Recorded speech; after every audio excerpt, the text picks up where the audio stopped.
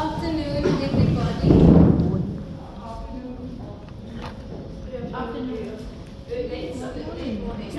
So morning, yes. Good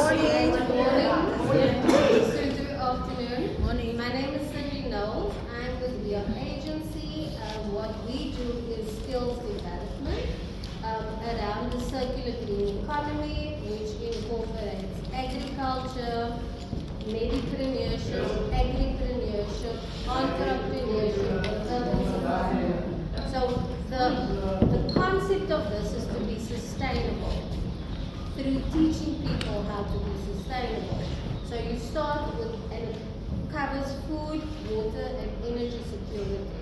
So you will start with agriculture, and then from there you will learn entrepreneurship, which is learning how to make medicine from what you grow. Then it is agripreneurship, which is learning how to make jams, pestos, those types of things from what you grow. Entrepreneurship, so that you can learn business 101, and then urban survival, which ultimately is learning how to use what you have around you to survive. So today it's going to incorporate all of those in one little lesson. The acoustics is not that great, or maybe it is great because it picks up every little noise. So if you can just please not like move your feet a lot or not make a lot of sounds, because the noise like really amplifies, so that everyone can hear what it is that I'm saying, because it's really important to learn these little lessons. I think COVID taught us a big thing about how unprepared we are when something happens, and not having the resources at our disposal that we are used to. Another thing is the load shedding. So how we had to adapt when there was no electricity. Over time we learned how, but these interventions are actually about learning how to use the things around you in the event that something like that should happen.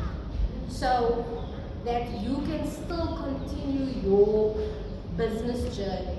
For example, if you are learning how to make pestos, right? You're growing your own veggies, you're making your own pestos from that, and you want to start a little business making pestos. If there is load shedding for 24 hours, you can't reboot things because it only has a short lifespan.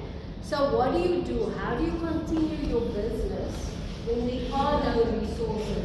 So it's about learning old traditions and plugging them into modern society, so that you can still continue to be sustainable and not rely on money, not rely on the amenities like electricity and so forth, but just thinking outside of the box and using what is around you to still be sustainable, so that you can provide for yourself, and then for your family, and then for your community, because that is what the circular economy is about.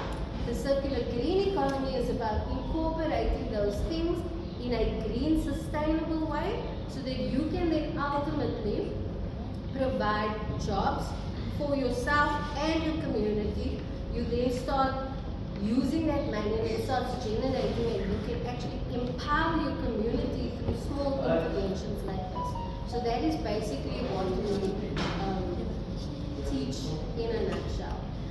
Okay, so today I'm going to show you several things. Because we're a bit pressed for time, I'm going to sort of not go into detail about it. I'm just going to explain basically how things work, so that you have the gist of it.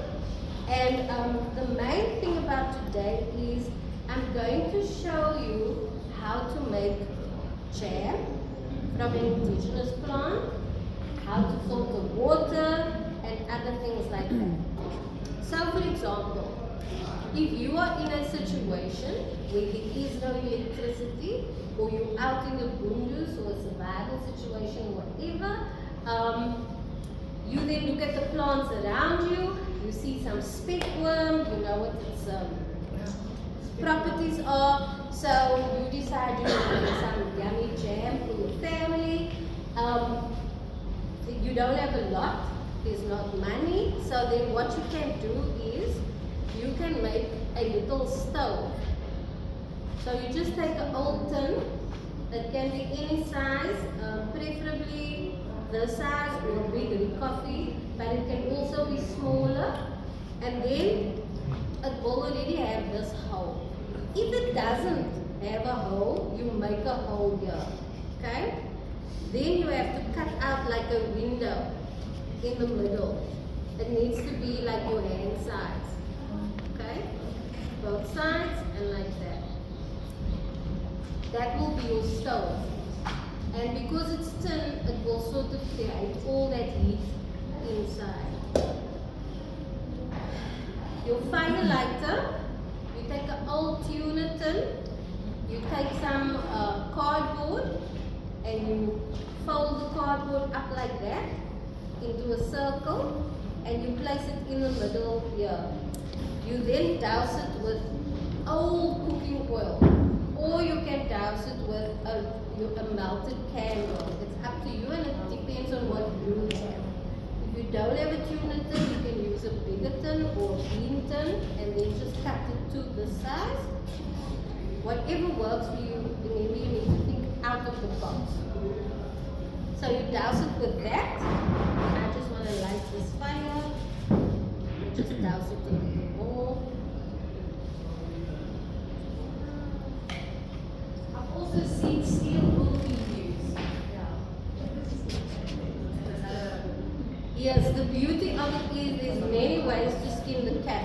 So there's many ways to make firelighters. You can also use your nail polish remover, the swabs that you used to take the nail polish off. There's still alcohol on there. You can use that. You can just put it in here. It also work. And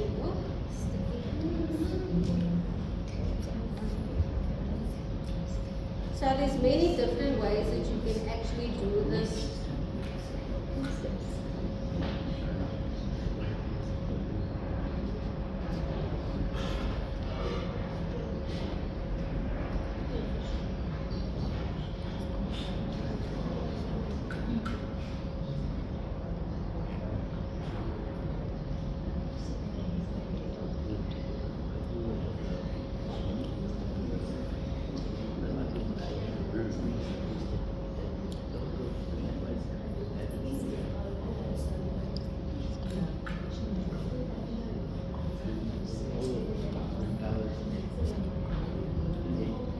It was working last night. It's coming along. It's coming.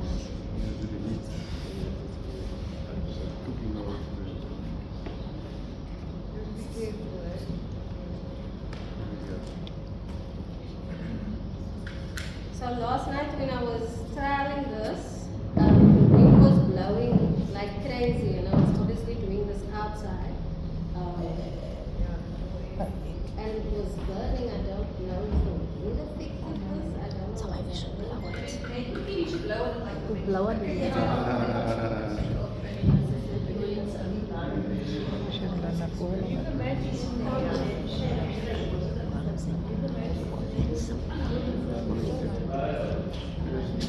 Okay, it seems to be working.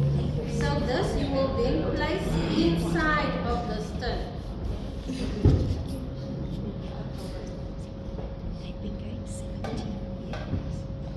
Okay, if you don't have one of those, you can simply just put sticks.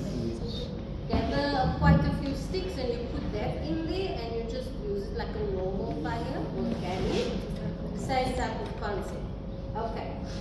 You can use a grate or something to put over, to put whatever you are going to be making on there, or you can use bricks around it just to stabilize or keep it on there, depending on what it is that you want to make. That will determine what you are going to be using. The next thing I want to show you is you can also make popcorn. So I just want to get the fire things going before I get into the nitty-gritty of the actual pizza. Yes. Yes.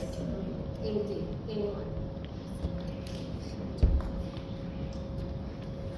Okay, so with that, you will cut one to this size. and then you will cut like another window outside in the middle, so it works like a flag. Okay? So let me just light this candle in here.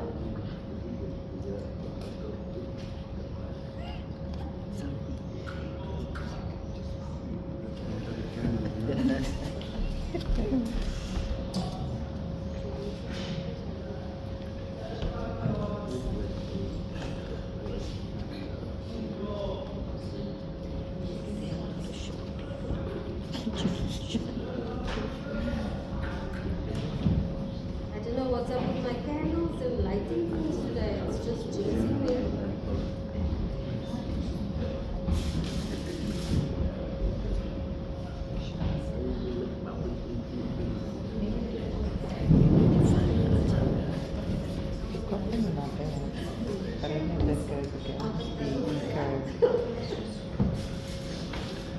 Okay, if this is not going to work, we're going to move to plan B. No, it's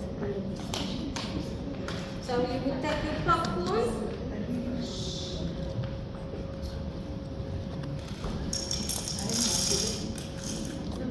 you throw some in. And you close it.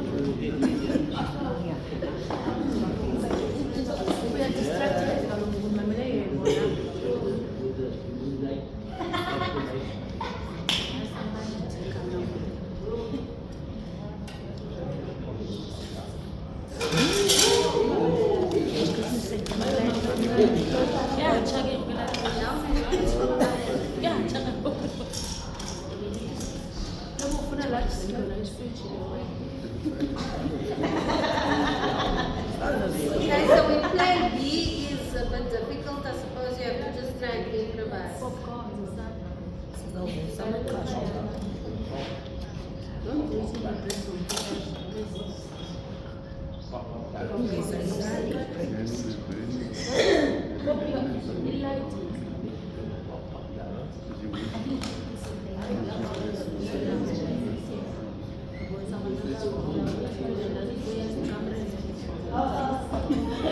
Okay, so over here,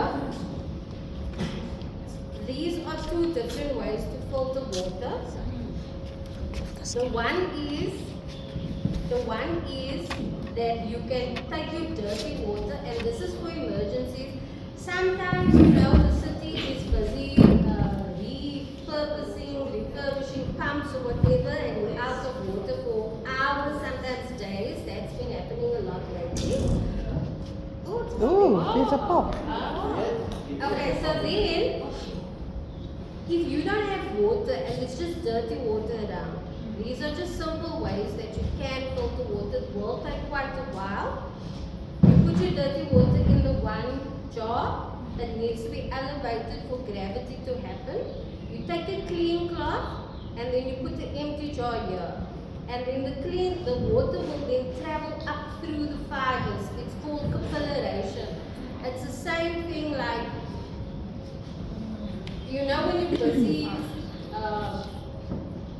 how petrol works. It travels up when you siphon petrol, for example. It travels up the tube.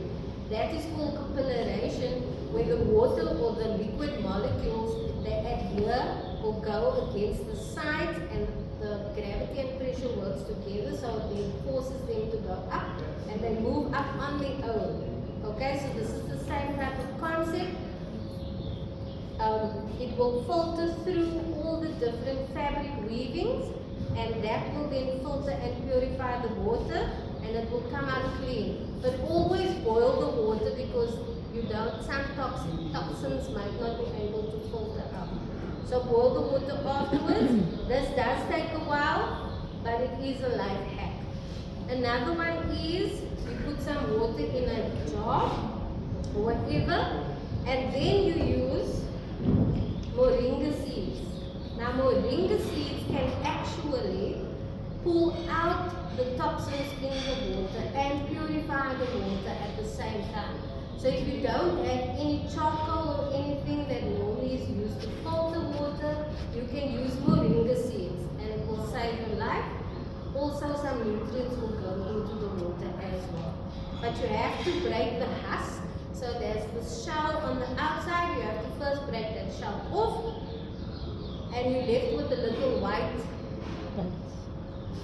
little seed, and that's what you throw into the water. Again, it will take some time, but you will see the water will start clearing gradually. It's like that. Louder. Man, like that, when mechanism is that like the same as water coming out of the plant, like coming against the force of gravity in the plant. Actually, what happens in the plant, No, we didn't hear anything. okay, he's asking if this concept is the same as how water travels up the plant. What happens with the plant is called wicking, and wicking is when the roots draw water from wherever it can around it. So it absorbs and draws the water out. It's like any water in the open air.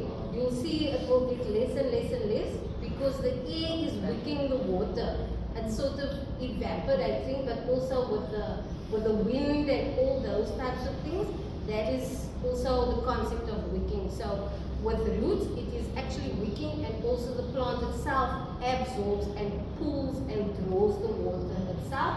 Nitrogen also helps the roots to do that. That's why nitrogen is very important in your soil, so that it can draw the water. Okay, I don't know why that's not, but oh yeah, the scan was working. Okay, so this, what I made is tapachi. It is made from pineapple skins. So when I get into the actual properties of the ingredients we are using today, I will speak to how this actually works. I was going to say, Hope that will work. is it getting enough heat? Maybe we should put it more, or bring this the thingy out a bit to the side, to the can side. No, bring the stove. No, Honey. Should I catch? Where's the fire? This is just a power bank. okay, you know Murphy's Law, when it works, when you are busy, you know, experimenting and trialing it, and then when you need to show people, then it doesn't want to work.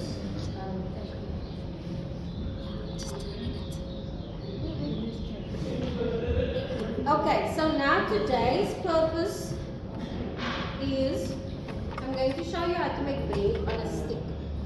So you would basically take your flour, you would take 1 cup of flour, and you would take a 1/4 cup of water, warm water, a pinch of salt and a pinch of bicarb or yeast, and you would mix it until it becomes spongy and it doesn't stick to your fingers anymore. Then you would let it stand for 10 to 15 minutes or however long you want to. It will then look like this, the dough. Okay? You will then roll it out.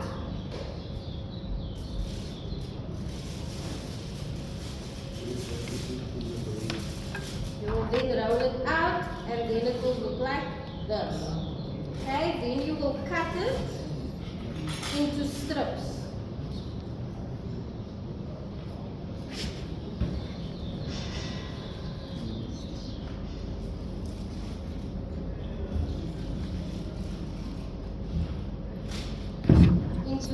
And you want to just make it thick. You don't have to roll it completely flat, it can just be rolled out. You would then take a stick and you would take a piece of foil .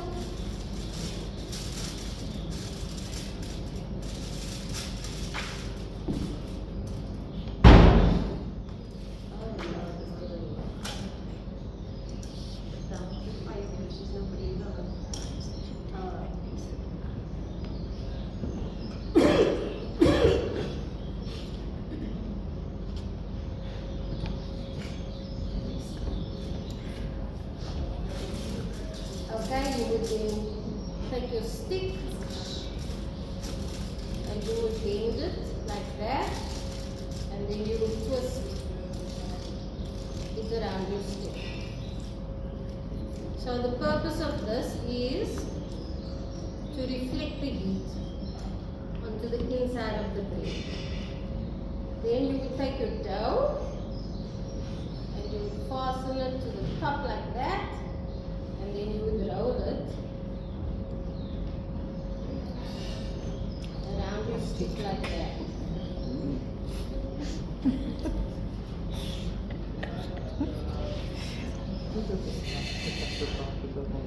And then you would place it over your oven like that. You can also get rocks or bricks to keep it at an angle. Sometimes if it's too close to the fire, it can get dark. But there's nothing wrong with heating it. It's not burnt or anything. It's just some of the smoke that makes it a bit dark. So you would then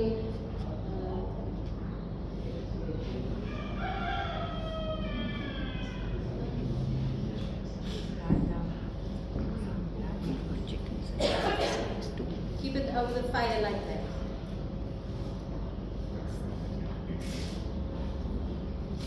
Okay, and then you would leave it and check. You would feel, is it getting thicker? Is it plumping up? And then you would turn it periodically and so on. And then it will come out looking like this. Okay? As I mentioned, I was doing this last night in the wind, and the wind was crazy. So the flames were all over the place, and then the wind blew the flames out. So I had to finish it in the oven. Because it was so thin, it got a bit hard. But generally, this is how it will come out.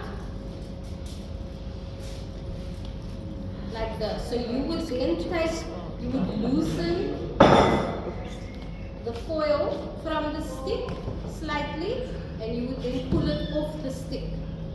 And then once it's like this, you then make this you would then twist it like that so that it gets thinner on the inside,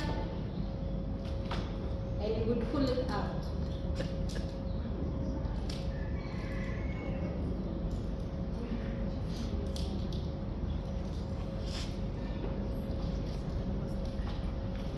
I'm going to break this because it's too long. See, it's twisting.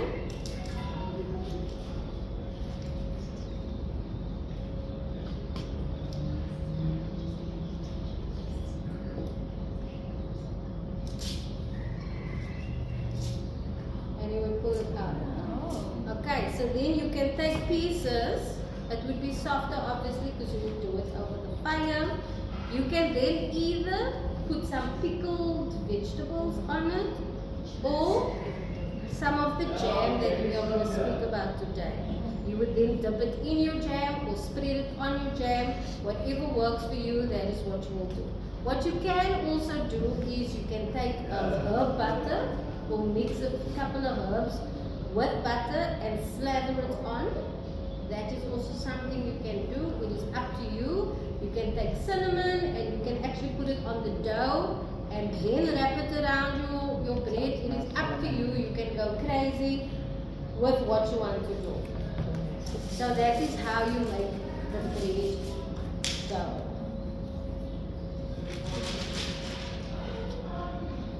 Okay, so the ingredients for this is spekboom jam. So the reason why we chose spekboom was the beginning of the month. We thought, what can we do to incorporate culture with indigenous knowledge and indigenous heritage? And so we came up with taking the kusista and the spekboom, which is indigenous to South Africa, and we fused the spekboom into the kusista. And we had a couple of kids that are studying to be chefs. They had a competition, and one of the best tasting kusista with spekboom infused won. So because it is still Heritage Month, we have continued that legacy thought. Now spekboom is an amazing little plant. Okay? Most people didn't know about it until a few years ago. It's called Spekboom because it's directly translated from Afrikaans, and spek is pork, and they would used to call it the pork bush, something like that. So directly translated, it started being called spekworm because the pigs used to love to eat it because it was fat and succulent. Another name for it is called elephant bush, and that is because elephants also love to eat it, and it grows crazy in the wild. Now, the reason why spekworm is so amazing is when you are stuck in an arid place, there's no water around, and this also goes back to the koi sand. They used to nibble on this because in one leaf there is so much hydration and nutrients that if you are thirsty and you eat this, it will rehydrate you. So this is like rehydrate, you know the sachets that you drink in a leaf. It has the same amount of nutrients and minerals that you need to rehydrate you just by eating one of these. It's very succulent. Has a lot of vitamin C in it, also other nutrients. So the vitamin C gives it like a tangy taste, and that is also why they use spekworm infused into the kusista, because when you dip the kusista in the mixture to make it sweet, it has like a little tart taste, and they used to use tangerine leaves and some tangerine to give it that citrusy tart taste. So this mimics that taste as well. So that is why it works so beautifully. It has sweet but a tart taste. Spekworm also helps plants evade erosion. It also is a carbon trap. So I don't know if you've ever heard of carbon sequestration. That basically means that it traps the carbon. So it actually traps in one of these, it traps more carbon, 4 times to 8 times more carbon than a whole pine tree. So in one leaf, what it does is amazing. What it does is so amazing, and it really helps with trapping the carbon and releasing oxygen. So that's why they say it's good to have this in your home, because it oxygenates the air as well. So whatever toxins are in the home, in the environment, it pulls it in, the pollution, it pulls it in, and then it converts it into oxygen. It's also fire resistant, so it's great to use as a boundary wall, especially to places and areas where fires are very prone.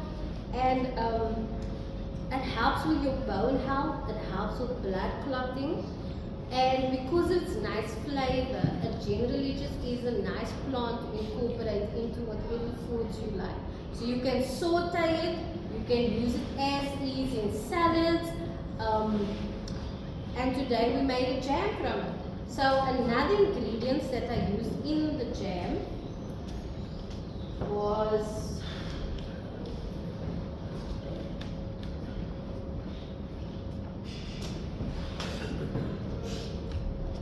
pineapple. So pineapple has an active ingredient called bromelain, and bromelain is an anti-inflammatory.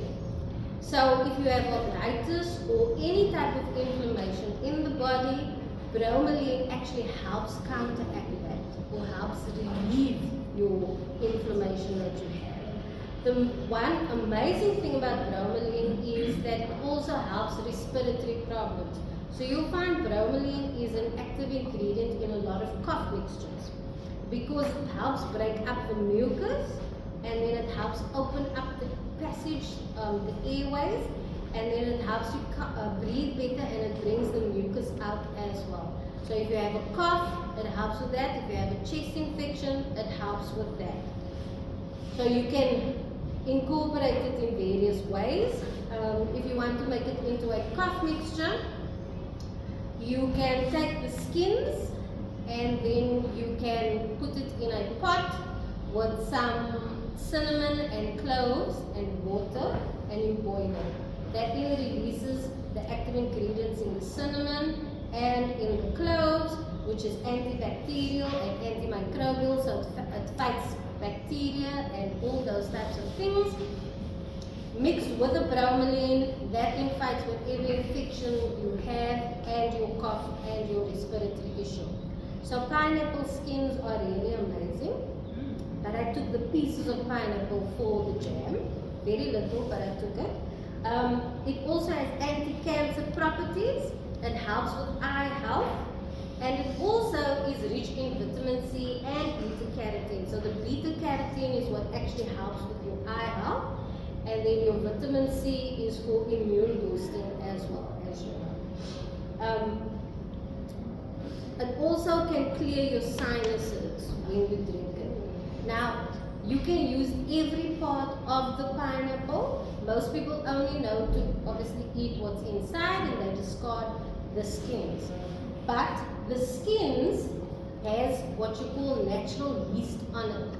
So you can make a drink called tapachi. And that is almost like a soda, a pineapple soda. So what you will do is you will break the skins up. You can take the cores if you want to. Not necessary. You would break the skins up, put it in a bottle. You would add a cup of 1 to 5, depending on how sweet you want it, of sugar. You would add cinnamon and cloves, and then you would let it stand for 3 days. Every day you need to burp it. So burping is when you release pressure. And the reason why you do this is because the yeast on the pineapple skins interact with the sugar, and that causes fermentation to take place. That is why this also is called a probiotic juice. Now probiotic is whatever helps with gut health. Helps you with your gut digestion, helps build your microbiome in your gut. That is what a probiotic does, and this is a natural probiotic. So most fermentation processes are probiotics or prebiotics, and that is when the yeast on the skin is activated. Another one that also has, lots of fruit and vegetables have natural yeast on it. Strawberries has natural yeast, pine needles have natural yeast. So whatever has natural yeast, you can make a probiotic from it when you add sugar to it. So this is a nice cool drink, so to say, but it's also very healthy because it's a probiotic and it has the bromelain, which will then also help with all those other issues. How many little cloves? Just like a handful. It's up to you how strong you want the clove taste to be, or some people don't like the taste. So it is up to you. I'm just thinking cloves is a aroma. Yes. So Yes, cloves are antimicrobial, so it also helps with a lot of other issues, health issues. Now, the thing is, don't leave it for longer than 5 days because it will ferment into beer. Don't say that. But you can get sick. Okay? If not done correctly, you can get sick. So rather just keep it to the 3 days. It then is a probiotic and a nice drink to have that you can make from your kitchen scraps. Another thing you can make with pineapple is you can grow it yourself. So you would take the top off, and normally people throw this away, but there you pull these leaves off until you see little nodes. Once you see the nodes, that is where the roots will grow from. So you pull a few off until you have a nice section of nodes on, and then you put it in water and it will grow. So I don't know if you can see, but these are little leaves coming out. Can you see? These little leaves here. And then this you can plant in your garden or wherever you want to. Keep it on your windowsill and you can grow your own pineapple. Sorry, how long does it take from that stage into a pineapple? Pineapple tree. Yeah. It depends on your environment, it depends on how much sun it gets. It can, normally for it to first grow a pineapple, takes quite a while. It will take about a year, but once it Okay. starts Then it's producing fruit, then it very then it interesting. takes 2 Thank years. you. So that's It's nice. pretty. Very It pretty. can be 2 years also, depending on what your soil Okay. is like, Yeah. and the sunshine, and all of those environmental factors. I don't think so. That's popcorn. No. Sandy, can I just tell you something? Spekboom. A friend of mine, my chest was very tight and my arms were at home. And I couldn't leave my chest open. And she went home, she has a Spekboom. And she brought me the largest leaves on the Spekboom. She said, smaller ones doesn't have that much moisture, but the larger ones has got quite enough. So she brought me 5 leaves, and believe you me, my chest opened up with our Wow, that's amazing. So did everybody here? She said her chest was closing. Her friend brought her 5 big leaves of spekboom, and because there's a lot of oxygenation happening in the bigger leaves, it opened up her chest completely. That's another thing about Sorry, did you eat plants them with- or drink I it? had to Or chew them. you had She to told chew me it? chew them and swallow. Okay. So Sure. that's another thing with medicinal plants. Whatever its properties are or what it mimics is how it sometimes helps your body. So for example, this creates oxygen. It also can then help oxygenate or help with issues, as I mentioned before, respiratory as well, because it also has antimicrobial properties. Okay, and then the last thing that I used was gooseberry. This was also from my garden. So if you can see, this is busy growing. These are the pods that they come in, and the gooseberry forms on the inside of these pods. And when they are ready, they turn like a yellow, like this. They turn like this, and on the inside will be a yellow golden ball. And then you know it's ready. Once the outside is yellow brown, then you know you can pick this. Now gooseberry also has a lot of vitamin C and minerals. It also helps fight cancer. It boosts collagen production, and it also helps with your muscle function. So this is another amazing plant that you can grow. It grows like crazy, especially in sandy soil. So it literally can grow almost anywhere. It just depends on where you want to grow it. It's great.